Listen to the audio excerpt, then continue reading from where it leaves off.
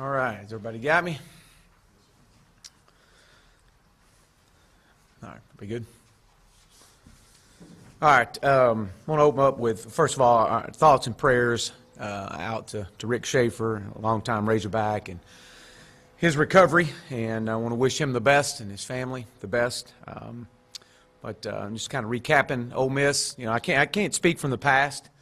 I've only played in Little Rock one time, but it was awesome. It was incredible, and we didn't get the results that our fans deserved, but you know, the environment was incredible. From the time we drove down Markham and exited was incredible. So thank you, Little Rock. Thank you to our great fans that showed up and you showed out. We challenged our kids, we challenged our staff to get the fans in the game, and more importantly, keep them in the game. And you were in the game, and your effort and your energy was inspiring. And again, thank you. We didn't get the results we wanted, but we've done a lot of good things, but we hadn't done enough good things. And we'll credit Ole Miss. They're a good team. They found a way, and we've got to find a way. I thought offensively we've challenged our guys to start fast. It was the first time in a while that we did that. I thought Ty played really well. The grit and the toughness that he plays with is contagious to our entire football team, and he provides a huge spark for us. But after watching the film, I did not think we executed offensively as well as the stats showed. Was disappointed in especially early second half, and missing a block here and a block there could have resulted in another big play or two. We left a lot on the field. We got to correct that. But we did have 15 explosive plays, and when you do have that many explosive plays, you cover up things, and good things happen. And I thought we were able to run the football, especially early on. Second half, we couldn't get the ball in the end zone, and that was disappointing. We had to settle for 2 field goals and 2 punts, and against an explosive offense like that, it's hard to do that and trade field goals for touchdowns. Defensively, I thought we played well in the first half. We gave up 1 drive right before half. That was disappointing, but with the explosiveness of their offense and the experience that they have at quarterback and wide receiver, we had to continue to change our looks up to try to keep him off balance. And try to get him off his spot. And when we did get him off his spot, he made us pay. They had 13 explosive plays, and obviously the quarterback run game was, whether it was a design quarterback draw or just letting everybody drop and then pulling the ball down and go and finding a rush lane, you know, and we struggled to stay with our wide receivers across the middle. We only created 1 turnover. We were very poor on third down efficiency. But with all that being said, and if you ask me right now, with 97 yards to go, what unit you want to have on the field, I'm going to put our defense on the field. And I want that group on the field. We just didn't make the plays to get it done. And we couldn't match TDs with field goals. And we needed a stop. We needed 1 stop. We needed 1 touchdown, and we were unable to do it. But special teams, I can't say enough good about Jack Lindsay and Connor Limpert and Jordan Silver, given the weather conditions and the ability to get the ball down and get the ball through the uprights was huge. These units continue to improve, which is a plus as this football team continues to grow. Excited to come home, homecoming. We got a lot of similarities in the two seasons, and what we're going through. They're better than their record. I've known Coach Montgomery for quite some time, and I think he's an outstanding coach, without a doubt. He's been a part of some extremely explosive offenses. He's an offensive mind. He's on cutting edge. He's been there 4 years, and we know we'll have our work cut out for us. But again, as I said, I'm excited to come home. It's homecoming. It's the first of 3 straight games here in Fayetteville, which we're excited about. And with that, I'll open up for questions. Coach, I was hoping you could update the guys who were injured, Story, the running backs, and Sosa, everybody. Yeah, with us being on fall break right now, so we're a little off schedule as far as knowing exactly where we are with everything. Devwah Whaley is out. He's having surgery today on his ankle.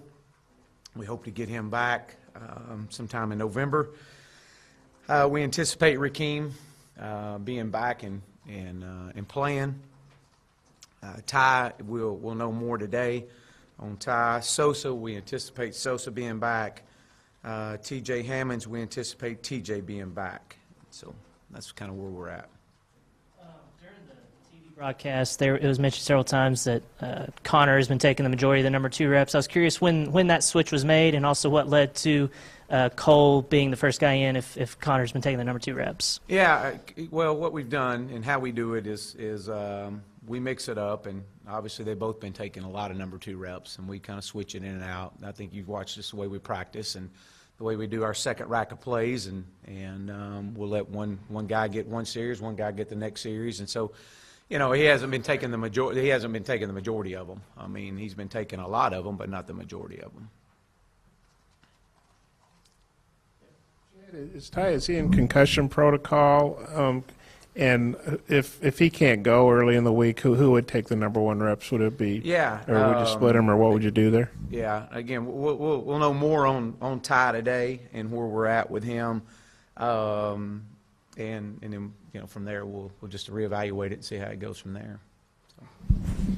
You mentioned that you know Coach Montgomery. Can you talk about, y'all had like 3 shootout games it looked like the last 3 years, and why is he on the cutting edge? What do they do? Yeah, they put a lot of conflict on you as far as stretching you vertically and horizontally. A lot of the RPOs, they're wide splits at wide receivers.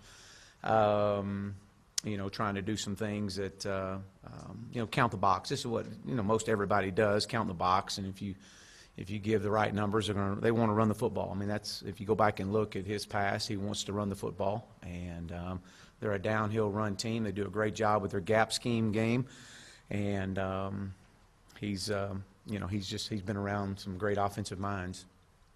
With the running game on Saturday when Devwah and Rakeem went out, how did you think that executed, and was Malik there, or was it just? No, Malik didn't travel.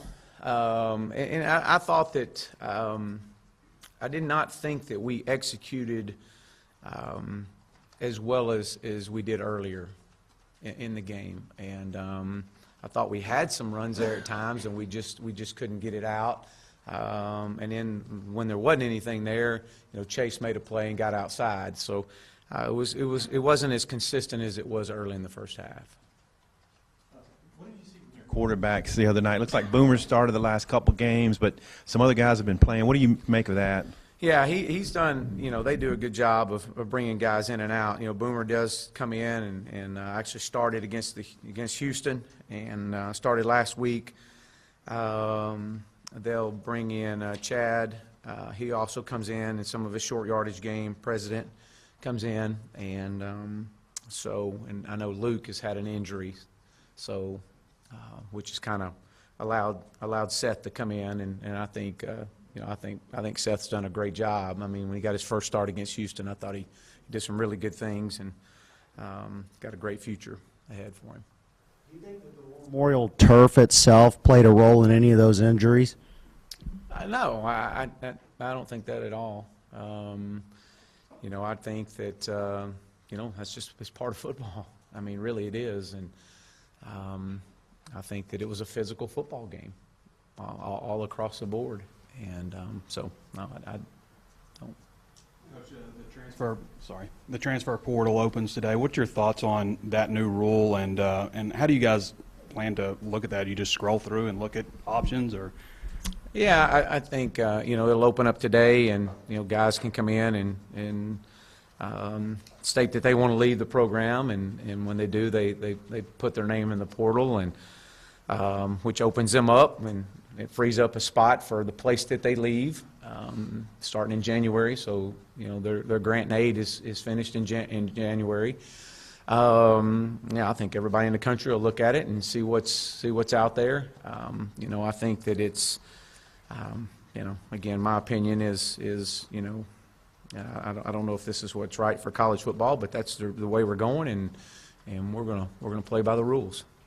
With Devwall having surgery, do you envision Malik maybe getting some more reps going forward? And also, what is it specifically that he needs to improve to get on the field? Yeah, just the overall knowledge of the offense, the pass protection is probably more than anything. In this offense, that the running backs have to pass protect. And it's not that it's overly complicated, but it requires you got to be on your game. And Malik's done a good job. He's gotten better. He needs to just continue to progress, getting better. Like we do all our second team reps, like we talked about with the quarterbacks. He's gotten a lot of second team reps. I mean, he gets in and gets his fair share of reps to keep him on. And traveling, you can only travel 70, so you have to be strategic in who you travel. And we felt like that, if we're traveling 4 running backs, those were the 4 that we wanted to travel this week. What's the University of Tulsa mean to you, considering that's where you got your start in college coaching? Yeah, a very special place. Obviously, my opportunity to get into college football there, a lot of great people, great friends. My short time there, wasn't there very long, but to know that what that city and the people there and that the university have done and have meant to me and to where I am today, I wouldn't be here today without them. Game to the wideouts. How important is it, do you think, maybe to get more of that going to help kind of round out your offense? Well, it was interesting. We were talking about that yesterday. We always talk about wanting to stretch the field vertically, and we've got to be able to do that. You got to be able to hold up in pass protection to be able to get your receivers down the field to do that. We've always felt like, going way back, as far back as you want to go, I always feel like, we want to average 3 shots a quarter, which gives you 12 shots down the field a game that you call. We're not there right now, but that's where we want to be. So that's absolutely to get us and to continue to put this offense on track. We're going to need to get more into that, but whether that's this year, next year, whenever it may be. On Ryan, did you find out what happened on that situation and just kind of the overall tone of that game there? It was kind of chippy, I guess you could say. Yeah, I thought so. I thought that there was some things that we did that were not what we're about, and was disappointed. But I think that it was an intense game. I think that all across the board from the start, and so we'll continue to keep getting better in all areas. Santos, it seems like several times he's tried to shoulder tackle. Have y'all had conversations with him about trying to wrap up more? And then also the young guys there, Fouché and Miles Mason, are they still progressing, and do you think they would maybe get some more reps going forward as well? Well, I think with Santos, I mean, obviously he's as critical on himself as anybody we have in our program. I mean, this this university and this football program and means so much to this young man. He's a great leader for our football program, and he takes every rep. He's what you want your young guys to watch how they practice. It's to watch Santos practice. This guy's into it, and he knows he gets down on himself, and that's the one area he's got to get better at. He's got to play the next play. And he understands coming to balance and leveraging the football, and as he and I were talking yesterday, he said, Coach, I gotta keep getting better, and that's the message, and you love that in a player, and he understands that. So with Joe and Miles, they are coming on, they're getting better, but in a game like that, experience means a lot. But these guys are coming on. They're going to be great football players for us. With Pulley, is there any carryover penalty? Does he have to sit out a half or anything because of the ejection? Yes. And if so, then who do you kind of go with the corner for that? Well, we'll go back and reevaluate who will go in there. Obviously, Buster will be a player that's. I thought Jaquez played his best ball game last week. He's getting better, and so Buster will be a player that'll get in there and and see significant reps. Yeah, possibly. You know, he's more at the nickel right now, but we could slide him out there. We'll see how that goes this week. I know you faced two really good offenses, two really good sets of wide receivers, but has it been a little disappointing with the middle of the field the way it has been those two games, and how do you correct that moving forward against an offense that might want to do that again? Yeah, it has. It's been very disappointing, you know, but, you know, it's not because of lack of effort. These guys are giving great effort. And, you know, we had just a missed assignment here, and a guy, you know, plays inside leverage and should have stayed outside leverage. I mean, when you have missed assignments like that against the caliber of receivers that they have, it's not a 5-yard gain. It turns into a 25-yard gain. And so we've got to correct that. Everything is fixable, but we've got to correct some errors that we're making in some very inopportune times. Yeah, Chad, I may be confused here. Wouldn't be the first time, but I reached out to the SEC office yesterday and asked them specifically if Pulley would face any kind of, like, have to sit out the first half of the next game. And they said no. They said he was ejected for unsportsmanlike conduct, not for fighting, so he wouldn't have to sit out. Have you gotten a different interpretation from them? I'll follow back up on it. That was just from what I gathered before I Okay. came out. Well, assuming he doesn't have to sit out, how big a deal is that? It's a big deal. I mean, so you'd still start him, right?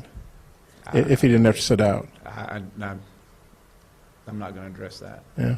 Oh. Okay. Well, I didn't know if you meant you were going to sit him down for a half as a punishment, or the SEC, because the SEC I don't think is going to do that. We haven't gotten a final word in on that. Okay. I do know that, and we've talked to Steve Shaw. So Okay. the final word has not come out of the SEC office.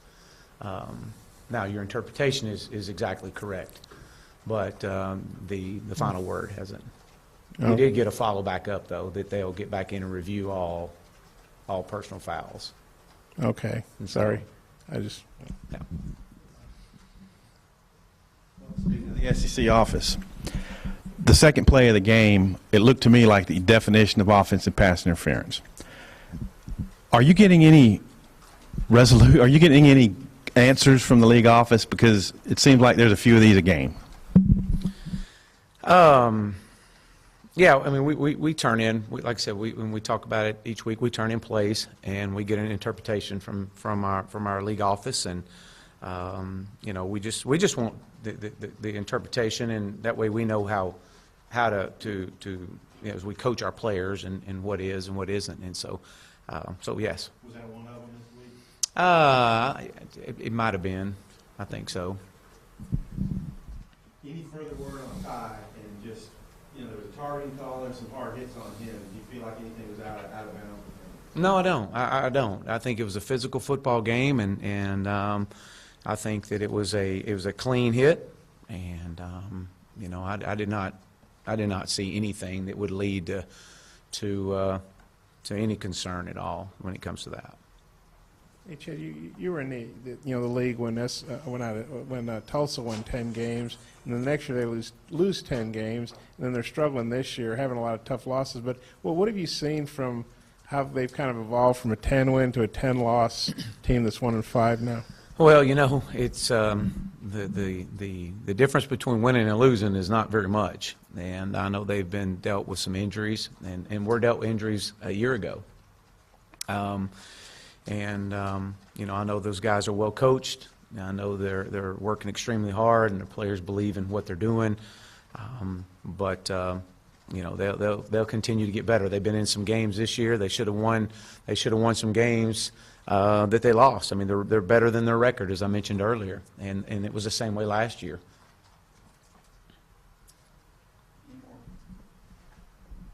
Yeah, Coach, I was curious about Jordan Jones. He doesn't have a catch last 2 games, minimal production previous 3 weeks, I think. So what do you got to do to get him going, and what's his status? How available is he? Well, I think that, you know, as the offense continues to develop, I mean, we were running the football pretty effective, too.